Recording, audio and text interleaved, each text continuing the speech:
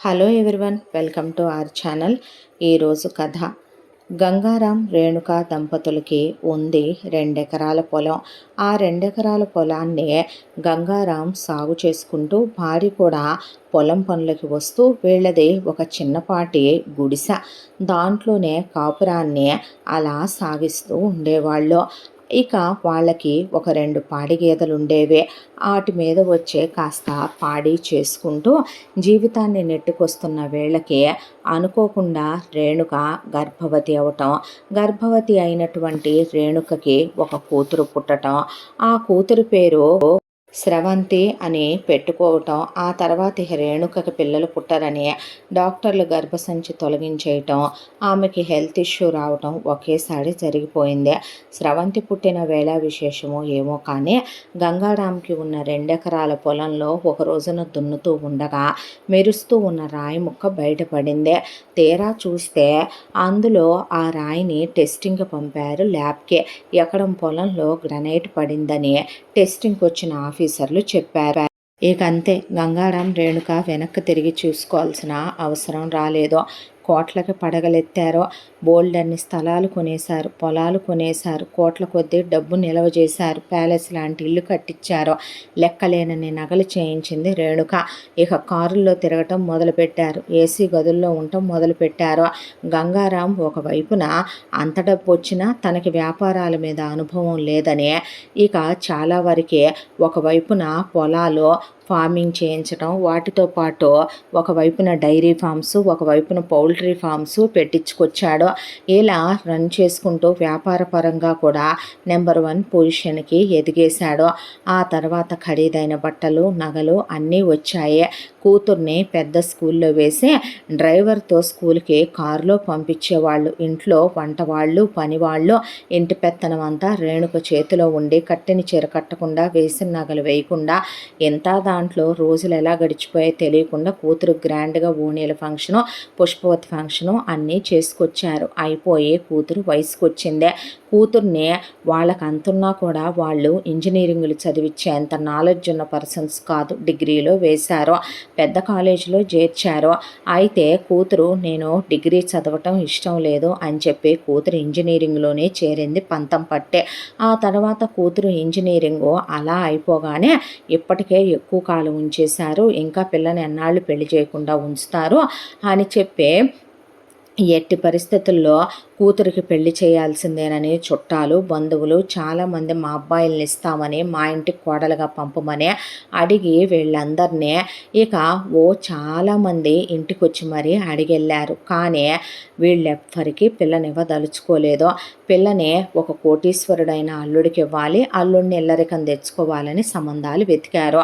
ఇల్లరికం అల్లుళ్ళంటే చెప్పేదేముంది, అయితే చవట సన్నాసులు లేదా వాజమ్మలు, అలా కాకుండా అమ్మా బాబులు ఖరీదు కట్టి అమ్మేసుకునే వెధవలు, వ్యసనాలు పొరలే చాలామంది కనపడ్డారు. ఇక కాదు కూడదు అని మంచి వాళ్ళని చేసుకుందామంటే పేదరికంలో ఉన్నవాళ్ళు, వీళ్ళకి ఇప్పుడు స్టేటస్ పెరిగింది కాబట్టి వీళ్ళకి పేదరికంలో ఉన్నవాళ్ళు ఆనలేదు.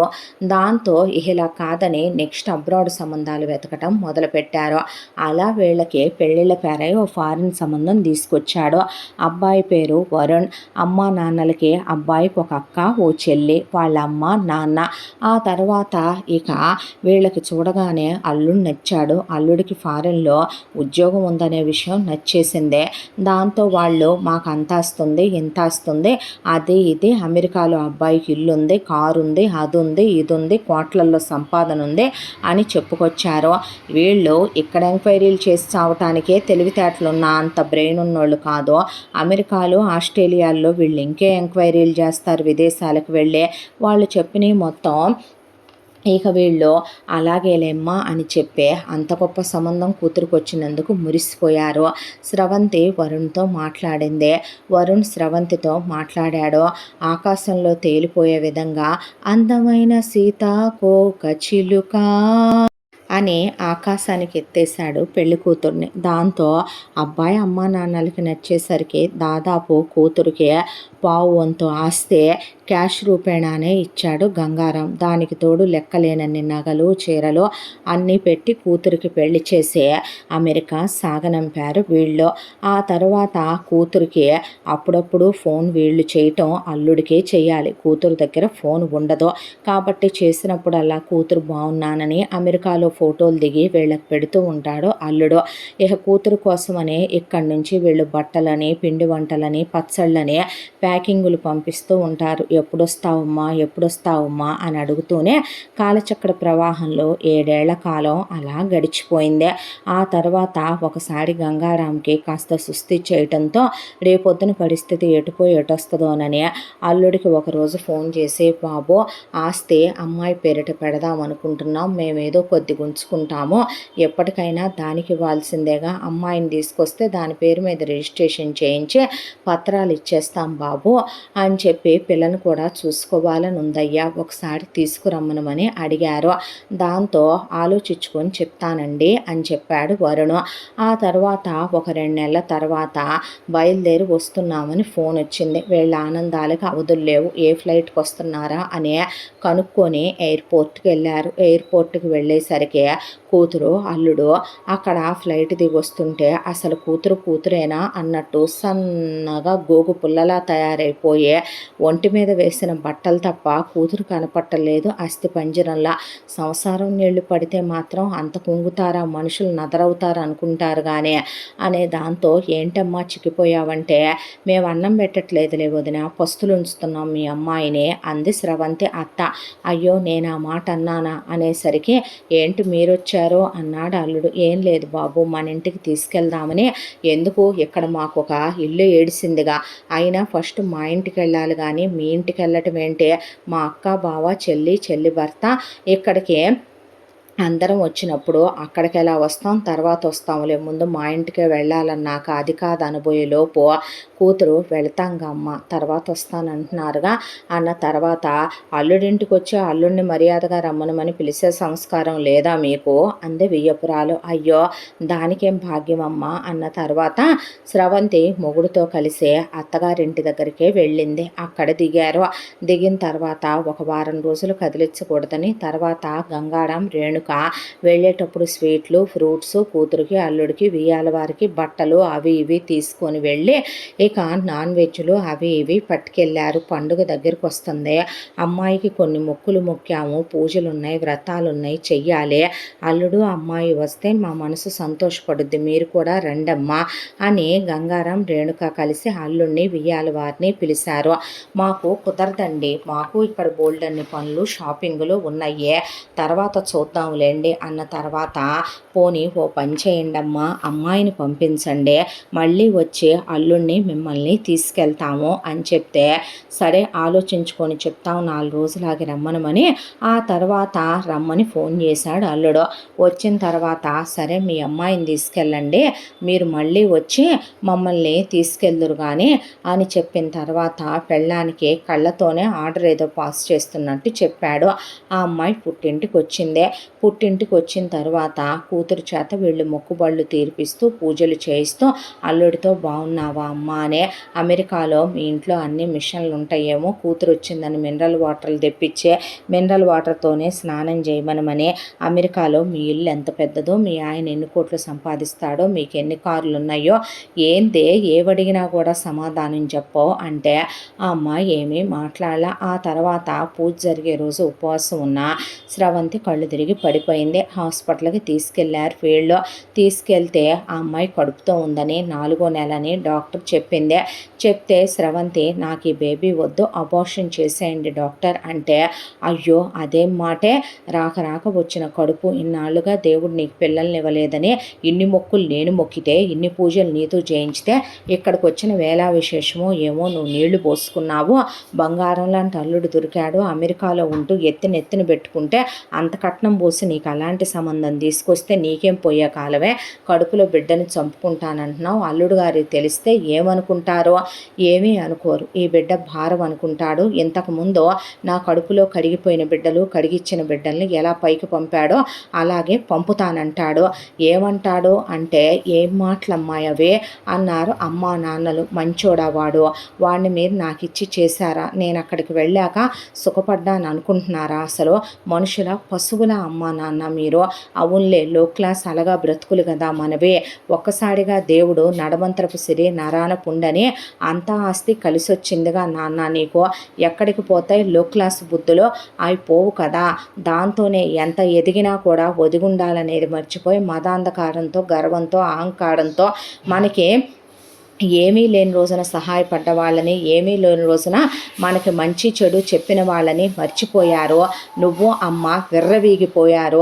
ఆ తర్వాత మీకు డబ్బుతో కళ్ళు మూసుకుపోయినాయి, లెక్కలేనితనం ఏర్పడిపోయిందే. మన చుట్టూ ఉన్న చుట్టాలు, బంధువులు అంతమంది కొడుకులకి నన్ను చేసుకుంటామని వచ్చినా వాళ్ళు మీకు ఆనలేదు, ఒక్కళ్ళకి నన్ను ఇస్తామనలేదు. ఇల్లరికం అల్లుళ్ళు కావాలన్నారు. అలా కుదరకపోయేసరికి అబ్రాడ్ మ్యాచెస్ వెతికారు. వెతికి ఈ యదవని తీసుకొచ్చి ఈ యదవని నా గొంతు కేసు కట్టారు. ఇక్కడి నుంచి వెళ్ళిన తర్వాత వాడిక్కడ శోభనాలు వద్దని అక్కడికి వెళ్ళాక ఒక వేశ్య కన్నా హీనంగా ఒక 6 నెలల పాటు పగలు రాత్రి తేడా తెలియకుండా స్వర్గంలో తేలిపోయేలాగా అబ్బో నన్ను అసలు గాల్లో తేలిస్తూ వాడు చాలా బాగా అనుభవించాడు. ఆ తర్వాత వాటికి సంబంధించిన ఫోటోలు, వీడియోలు అన్నీ తీసి పెట్టుకున్నాడు. అయిపోయి ఇక 6 నెలలు గడిచాక ముందు వాడి అమ్మ బాబులు వచ్చారు. వచ్చిన తర్వాత వాళ్ళకి నెత్తి మీద రూపాయి పెడితే పావలా లేదు. వాడికి అక్కడ ఏ ఆస్తిపాస్తులు లేవో, ఇక్కడ వాళ్ళకి ఏ ఆస్తిపాస్తులు లేవో. వాళ్ళ అమ్మ నాన్న అక్కడే పర్మనెంట్గా ఉంటారని నాకు తెలియదు. వచ్చిన దగ్గర నుంచి వాళ్ళమ్మ నాతో ఆ టిఫిన్లు ఉండని, ఈ భోజనాలు ఉండని, ఈ చెయ్యని, ఈ చెయ్యని, వాళ్ళ నాన్న మందులు కలపమని, పెగ్గులు ఫిక్స్ చేయమనమని, వాడి వయసు ఎంత, నా వయసు ఎంత, వావి వరుసలు ఎరగకుండా వాడు నన్ను పట్టుకొని నాకు పెగ్గు ఫిక్స్ చేయి, తలకి నూనె పెట్టు, ఒంటికి బాడీ ఆయిల్ రాయి, కాళ్ళకు కొబ్బరి నూనె రుద్దనే వాడు టార్చర్లు పెట్టడం, వాళ్ళమ్మ నరకాలు పెట్టడం. అవి అలా వండావు ఇలా వండావంటాం. మీకు నేను ఫోన్ చేయకూడదు, నా దగ్గర ఫోన్ లేదు, మీరు వాడి ఫోన్కే ఫోన్ చేయాలి. ఫోన్ చేసినప్పుడు వాడు ఎదురుగా ఉంటాడు. మీతో నేను కష్టం సుఖం చెప్పుకోవటానికి లేదు. పెళ్లి చేశారు, పంపించేశారు. ఒక్కసారి ఎవరో ఒకళ్ళని తీసుకొనైనా నేను ఎలాగున్నానని చూడటానికి వచ్చారా? అసలు నేను చెప్పేది నిజమా కాదా? నేను 3 నెలలకి 4 నెలలకు ఒకసారి ఎందుకు ఫోన్లో మాట్లాడుతున్నానో, అమెరికా నుంచి కూడా రోజు ఫోన్లు చేసి గంటలు గంటలు మాట్లాడుకునే పిల్లలు ఉన్నారు. వారానికి ఒకసారైనా ఎందుకు ఫోన్ చేయట్లేదని ఎప్పుడైనా పట్టించుకున్నారా? మృగాల్లారా ఇద్దరూ కలిసే అక్కడికి వెళ్ళిన తర్వాత వాడు నాకే కాపర్టీ వేయించలేదు, వాడే కంట్రోల్ వాడడు, నేనేమి వాడకూడదు. నన్ను అక్కడికి వెళ్ళిన తర్వాత నాతో ఉద్యోగం చేయించాడు, ఉద్యోగంలో జాయిన్ చేశాడు. అక్కడికి వెళ్ళాక నన్ను చదివించారు, కొట్టారు, తిట్టారు, నా జీతం తీసుకుంటాడు. వాడాఫీసులోనే నేను ఉద్యోగం చేయాలి, ఎక్కడికి తప్పుకోవటానికి లేదు, తప్పించుకోవటానికి లేదు. వాడితో నేను కలిసిన వీడియోలు, ఫోటోలు దగ్గర పెట్టుకొని అవన్నీ నెట్లో పెడతానని వాడి అమ్మ నాన్న నన్ను బెదిరించడం మొదలుపెట్టారు. ఒకవైపున మీరిచ్చిన కట్నం డబ్బులన్నీ హారత కర్పూరం అయిపోయినాయి. వాడు అక్క బావని పిలిపించే అక్కడ వాళ్ళని ముందు చదివిచ్చి ఆ తర్వాత ఉద్యోగాలు ఇప్పించాడు. వాళ్ళకు ఇల్లు కొనిపెట్టాడు. వాడి చెల్లెలకి పెళ్లి చేశాడు. చెల్లెలు మొగుడిని చెల్లెల్ని చదివిచ్చి వాళ్ళకు ఇల్లు కొనిపెట్టాడు. మాకు ఒక ఇల్లు కొన్నాడు. ముగ్గురికి కార్లు కొన్నాడు. వాళ్ళ అమ్మకి, అక్కకి, చెల్లికి బంగారం చేయించాడు. ఇక వాడి బాబు ఫారెన్లో ఉండేటటువంటి బ్రాందీలు, విస్కీలు తాగుతారు. వీడు తాగుతాడు, స్మోక్ చేస్తాడు. నన్ను నరకాలు పెట్టి చిత్రహింసలు పెట్టే వాళ్ళు ఎలా ఉంటుందో నరకం అనేది చూపించి వచ్చిన గర్భం వచ్చినట్టు కరిగించేయించే. నిజం చెప్పాలంటే వితౌట్ డాక్టర్ అబార్షన్లు చేశారమ్మా వాళ్ళు. నాకు కడుపు నిండా తిండి తిన్నవలా, కంటి నిండా నిద్ర పోనివ్వలేదు. బయటికి వెళ్ళి నా కష్టం సుఖం ఎవరికి చెప్పుకోవటానికి లేదు. నాదొక బ్రతుక, నాకన్నా వేసల బ్రతుకు నయం, హీనమైన కుక్కల బ్రతుకు నయం అనిపించేలా చేసేసే. ఒకరోజు పెద్ద కూతురింట్లో, ఒకరోజు చిన్న కూతురింట్లో, ఒకరోజు నా ఇంట్లో నేను చాకిరి చెయ్యాలి. వీళ్ళందరికీ కుంభాలు వండి పెట్టలేక గుండెలు అవిసిపోతూ ఉండేవే. పైపెచ్చు వీళ్ళు నన్ను నానా మాటలు అంటం, కొట్టటం, వీడితో కొట్టించటం, ఆ చిత్రహింసలు నరకాలు భరించలేకపోయాను. అనుకోకుండా వీడు తాగిన మత్తులో ఏమీ వాడడు కాబట్టి ఎప్పుడూ కలిసినట్టే నాతో కలిశాడు. కొన్నాళ్ళుగా నేనే ఎవరికీ తెలియకుండా కాంట్రాసెప్టివ్స్ తెచ్చుకొని వాడుతున్నాను. నా కర్మకి అవి అయిపోయేసరికి ఈ ప్రెగ్నెన్సీ వచ్చినట్టుంది. నా బ్రతికే నాకు భారంగా ఉంటే మళ్ళీ ఇప్పుడు నా కడుపులో బిడ్డ ఒకట అనేపాటికి ఇక అమ్మా నాన్నల అండగా నిలుస్తారని, అమ్మా నాన్న తోడుగా ఉంటారని, మేము ఉన్నామమ్మా అంటారని, వాళ్ళు అంతు తేలుద్దామంటారని అమ్మాయి చాలా ఆశపడింది. కానీ దానికి విరుద్ధంగా అమ్మా నాన్నలో కడుపు చించుకుంటే కాళ్ళ మీద పడుద్దని పోతే పోయిందిలే, పెడితే పెట్టాళ్లే, దేవుడు ఎటుకూడే మనకే కలిసొచ్చే రోజు వచ్చిందని నిన్నొక్కగానొక్క కూతుర్ని అందుకే ఇచ్చాడేమో, అందుకే గ్రానైట్ పడిందేమో, పోనీలేమ్మా కొంత మనకి దిష్టికి పోయిందని అనుకోవచ్చు, ఎవరికో పెట్టలేదుగా, వాళ్ళ అక్క చెల్లెలికేగా పెట్టుకున్నాడు, పోనీలే అబద్ధాలు చెప్తే చెప్పాడు. ఇప్పుడు మేము నీకు ఇంకో పెళ్లి చెయ్యలేమో, చేసినా నువ్వేమీ ఇప్పుడు మొదటి పెళ్ళి అమ్మాయివి కాదు, ఇప్పుడు నువ్వు రెండో పెళ్లి సంబంధం కిందకే పడతావు, నీకోసం అంటూ ఇప్పుడేమీ సంబంధాలు మేము చూడను లేము, చూసే నలుగురిలో పరువు తీసుకోను లేము. ఇప్పుడు నలుగురికి మేము నిన్న అమెరికా సంబంధం ఇచ్చి చేశామని నువ్వు సంతోషంగా ఉన్నావని చెప్పిన తర్వాత నువ్వేమైనా కన్యవా, ఇంకోడికి ఇచ్చి చేయటానికైనా కష్టమో నిష్ఠూరమో ఆకట్టితోనే కాలిపోక తప్పేదేముందే, ఎటో ఆస్తి నీ పేరు మీద రాద్దాం అనుకుంటున్నాం, నీకు ఈ పురుడు పోసి పంపిస్తామని చెప్తాములే, పిల్లలు పుడితే అతనే మారతాడో, ఇప్పుడు ఏ ఆడవాళ్ళకి మాత్రం కష్టాలు తప్పవంటావు, ఎవరు నోచుకున్నట్టు వాళ్ళ బ్రతుకులు గడిచిపోతాయి, కొరనోములు నోసుంటావు నువ్వే పోయిన జన్మలో అనేపాటికే ఆ అమ్మాయికి విరక్తి, విసుగు, చికాకు, అసహ్యం కూడా వేసింది తల్లిదండ్రులంటే. సరేలేమ్మా, ఆ పెట్టే ఆస్తేదో అతని పేరు మీద పెట్టమన్నాడు అల్లుడు, అతని పేరు మీదే పెడతామని ఇంకో బాంబు పేల్చారు అమ్మా నాన్నలు. అయితే ఒక పని చేయండి, ముందు నా పేరు మీద పెట్టండి, ఇక్కడి నుంచి నేను బిడ్డను కని అమెరికా వెళ్ళిన తర్వాత అతని పేరు మీదకి మారుస్తానులే అని చెప్తే, ఎందుకమ్మా అంటే డాలర్ల విషయంలో ప్రాబ్లం వచ్చింది, మీరు చదువుకోలేదుగా మీకేం తెలుసో అని ముందు ఇమీడియట్గా ప్రాపర్టీ అమ్మాయి పేరు మీద రాయించేసుకొని వాళ్ళకంటూ ఇల్లు మీ పేరు మీద ఉంచుకోండి అమ్మా, ₹1,00,00,000 డబ్బులు మీ పేరు మీద ఉంచుకోండి అని చెప్పిందే. ఆ తర్వాత లాయర్ని కలిసి మాట్లాడి పోలీస్ స్టేషన్లో డొమెస్టిక్ వైలెన్స్, గృహహింస కేసు మొత్తం విత్ ప్రూఫ్లతో సహా ఆ అమ్మాయికైన అబార్షన్లు, టార్చర్లతో సహా చెప్పి మొగుడు, అత్త, మామ, ఆడపడుచుల మొగుళ్ళ మీద కేసు పెట్టేసిందే. ఎందుకే ఎంత పని చేశావు అనే అమ్మా నాన్నలో అవ్వ కడుపు చించుకుంటే కాళ్ళ మీద పడుద్దని మొగుడికి చెప్పి మీడియాలకు ఎక్కి పరువు తీసి పోలీస్ స్టేషన్లో కేసు పెట్టి కోర్టులకు ఎక్కి విడాకులు ఇచ్చి ఏం చేద్దాం అనుకుంటున్నావే, వాళ్ళని జైలుకు పంపి అనేసరికి తల్లిని లాగి చెంప మీద ఒక్కటేసిందే. నువ్వు ఆడదానివేనా అమ్మా, ఆడపుట్టకే పుట్టావా, నీ మొగుడు ఇవాళకి కూడా నీ కొంగు పట్టుకొని తిరగాలి ఈ మహానుభావుడు, నేను ఆడదాన్నమ్మా, మనిషినే, నా కడుపులో బిడ్డల్ని కరిగిచ్చేస్తుంటే ఏదో ఒకరోజు వాడు నన్ను పెట్టే టార్చర్ తట్టుకోలేక నేను చచ్చినా మీరు బాధపడరు, తర్వాత నా పిల్లల బ్రతుకు కూడా మీరు నాలాగే చేస్తారో, నేను ఈ తరం ఆడపిల్లనే, ఎన్నాళ్ళు ఎలా నరకాలు పడ్డానో నాకు మాత్రమే తెలుసు, మీకు మాట్లాడే అర్హత లేదు, ఎక్కువ మాట్లాడితే అమ్మా నాన్నల మీద కూడా కేసు పెట్టాల్సి వస్తుంది, జాగ్రత్త, మూసుకొని ఇక్కడి నుంచి ముందు వెళ్ళిపోండి అని అమ్మా నాన్నల్ని గెంటేసే ఆ అమ్మాయి కోర్టుకి ఎక్కింది, మీడియాలకు ఎక్కింది. ఎన్ఆర్ఐ పెళ్లి కొడుకు ఇలా పెళ్లి చేసుకొని తీసుకెళ్ళి ఒక అమ్మాయిని టార్చర్లు పెడుతున్నారనే కేసు చాలా పెద్ద హైలైట్ అయిపోయింది. డబ్బులున్న స్రవంతి మొత్తం మొగుడు ఫ్యామిలీ అంతటినీ కూడా తీసుకెళ్ళి కోర్టులో నిలబెట్టింది. ఇక చేసేదేమీ లేక ముందు ఆ అమ్మాయి మీద పోట్లాడారు, తిట్టారు, ఎలాగైనా గెలవాలనుకున్నారు.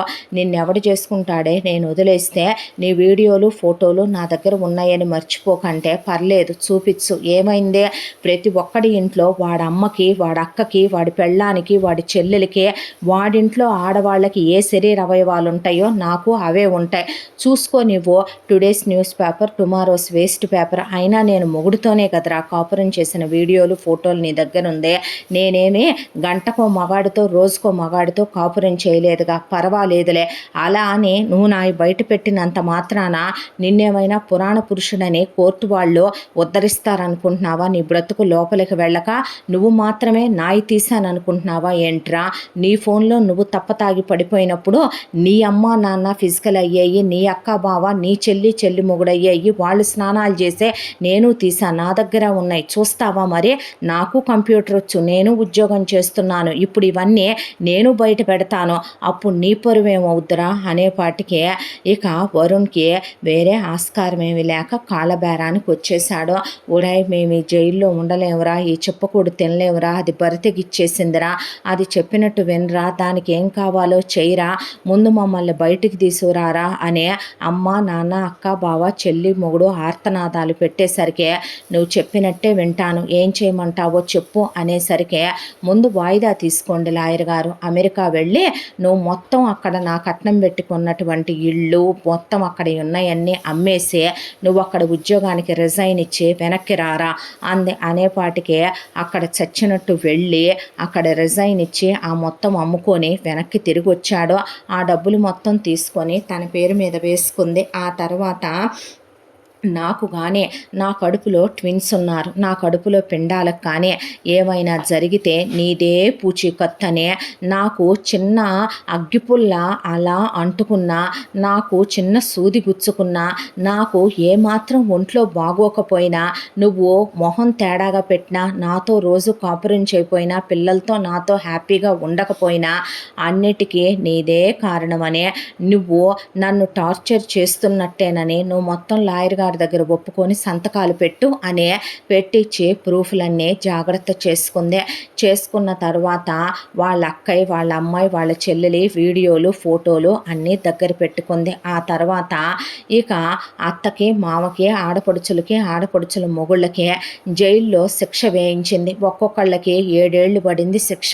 అదేంటి మా వాళ్ళని బయటికి తీసుకొస్తానంటే తీసుకురానురా, ఎందుకనంటే నీలాంటి వాళ్ళకి ఎటు నేను ఈ తరం ఆడదానిగా కడుపుతో ఉన్నాను కాబట్టే పిల్లల కోసమైనా మొగుడనేవాడు ఒకడు కావాలి కాబట్టే నేను నిన్ను ఎలా జైలుకి పంపిస్తే ఆ శిక్ష నీకు సరిపోదు, బ్రతికున్నంతకాలం నీ వాళ్ళు జైల్లో ఉంటూ వాళ్ళు తిరిగి వచ్చాక కూడా నీకు వాళ్ళకి సంబంధం లేదని కూడా నేను కాగితాలు రాయించుకున్నా, నువ్వు వాళ్ళతో మాట్లాడినా, నువ్వు వాళ్ళకి రూపాయి పెట్టినా, నువ్వు వాళ్ళని కలిసినా ఇంకా నీకు అవకాశం లేదులే, ఇన్నేళ్ళు నన్ను సప్తమహా నరకాలు పెట్టావుగా, 7 సముద్రాల అవతలకి తీసుకెళ్ళి 7 ఏళ్ల కాలం నరకం పెట్టావు కదరా, పర్లేదు పన్నై నీ వాళ్ళని అదే 7 ఏళ్ళు చెప్పకూడదు తిన్నై వచ్చే నష్టమేమి లేదులే అని, ఇక నుంచి నువ్వు సూపర్ మార్కెట్ పెట్టు, క్యాష్ కౌంటర్లో నేనుంటాను, మిగతా అన్నీ నువ్వు చూసుకుందో కానీ పదరా కుక్క అని సూపర్ మార్కెట్ పెట్టించింది. డెలివరీ అయింది, పాప బాబు పుట్టారు.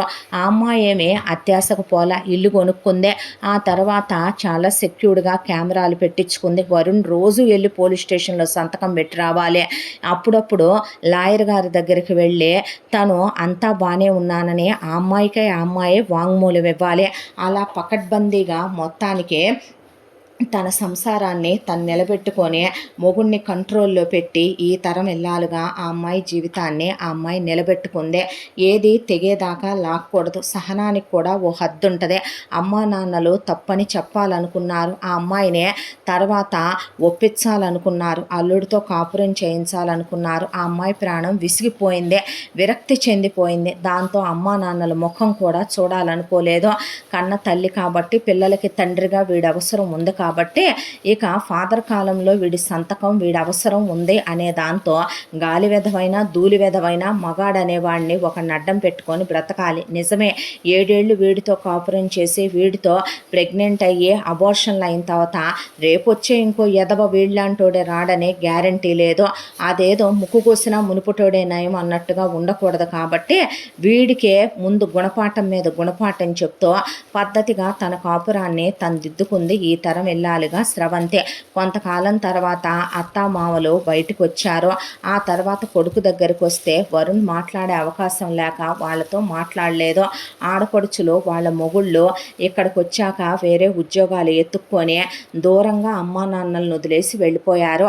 మామ అప్పుడు ఇక ఒక సెక్యూరిటీ గార్డుగా ఉద్యోగం ఎత్తుక్కొని అత్త 4 ఏళ్లలో వంట మనిషిగా చేరి వాళ్ళ బ్రతుకులు ఎక్కడ మొదలయ్యాయో అక్కడికే వచ్చి వాళ్ళ బతుకేదో వాళ్ళు బతుకుతో నోరు మూసుకొని తన వాళ్ళని అందలాలు ఎక్కించాలి అనుకున్న వరుణ్ ఇంకా చేసేది ఏమీ లేక తన పెళ్ళాం పిల్లల్ని చూసుకుంటూ నోరు మూసుకొని పెళ్ళాంతో కాపురం చేసుకుంటూ జీవితాన్ని గడుపుకుంటూ వస్తున్నాడు. కూతురు ఏదో ఒకట్లే కింద పడో మీద పడో తిప్పలు పడి తన సంసారం తను నిలబెట్టుకుందని గంగారాం రేణుక నోరు మూసుకొని వాళ్ళ బతుకోళ్ళు బతకటం మొదలుపెట్టారు. ఇలా ఈ తరం కోడలుగా స్రవంతి మొగుడిని వదిలేయటమో మొగుడికి విడాకులు ఇవ్వటమోనేనా ఎప్పుడూ మార్గం కాదు కదా. మన చేసిన వాళ్ళని వదిలేస్తూ పోవటమో జైలు శిక్షించటమో కాదు. జీవితాంతం తన వాళ్ళు తన సర్వస్వం అనుకున్నాడో వాళ్ళని ఎదురుగానే ఉంచి కదా వాడిని వాళ్ళతో కలవనివ్వకుండా పనిష్మెంట్ ఇవ్వాలని ఆ అమ్మాయి జీవితాన్ని కాపురాన్ని ఆ అమ్మాయి ఇలా నిలబెట్టుకుంది. ఇంతటితో ఈ కథ పూర్తి. ఇంత మంచి కథను మనకు అందించిన కథ రచయిత్రే సాయి లలిత గారు. మళ్ళీ మరో మంచి కథతో మీ ముందుకు వస్తాను. ఇలాంటి ఎన్నో మంచి మంచి కథలు మన ఛానల్లో వినాలనుకుంటే తప్పకుండా మన ఛానల్ని లైక్ చేయండి, షేర్ చేయండి, సబ్స్క్రైబ్ చేయండి, బెల్ ఐకాన్ క్లిక్ చేసి ఆల్ అనే బటన్ని ప్రెస్ చేయడం మర్చిపోకండి. మరో మంచి కథతో మళ్ళీ కలుసుకుందాం. Thank you so much.